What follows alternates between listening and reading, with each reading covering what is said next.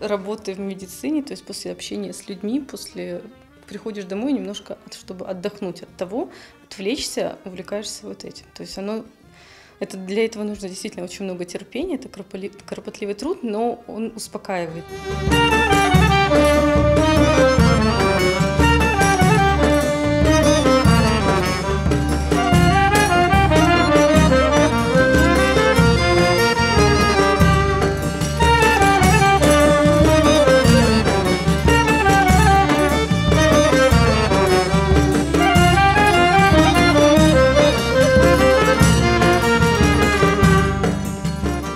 Это фес, это моя первая самостоятельная работа.